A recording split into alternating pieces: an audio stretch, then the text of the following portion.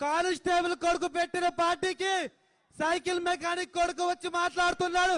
ఇది మన విజయం సార్. ధైర్యంగా పోరాటం చేశా. విజయనగరం జిల్లాలో ఏ సమస్య వచ్చినా పేదవాడినైనా ముందునైనా చాలా సమస్యల పరిష్కారం చేశా. ధైర్యంగా కార్పొరేటర్ గా పోటీ చేశా. ఒకే విషయం చెప్తున్నాను, వీళ్ళు ఎన్ని ఉత్తర్వులు చేసినా మనకి ఎన్ని కేసులు పెట్టినా మొన్న అక్రమంగా నాకు సార్ విజయనగరం నుంచి విజయవాడ తీసుకెళ్లిపారు. నేను ఏ తప్పు చేయలేదు. కారణం ఏంటంటే నువ్వు జనసేన పార్టీ వ్యక్తివి కనుక అని చెప్పారు సార్. ఒక విషయం చెప్తున్నాను సార్, సూర్యుడి వేడి సూర్యుడి కింద సముద్రంపై పడినంత మాత్రాన సముద్రం ఎండిపోదు, జన సైనికులు భయపడిపోరు.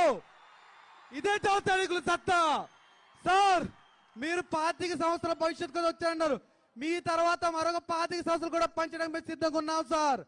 జనసేన పార్టీని ముందుకు తీసుకెళ్తాం.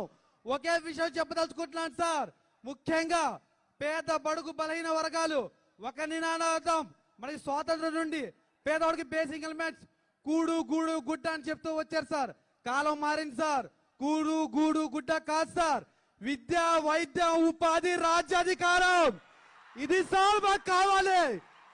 ఇదే అవకాశం ఇచ్చే ఏకైక పార్టీ జనసేన పార్టీ. అందరూ గుర్తు పెట్టుకోండి.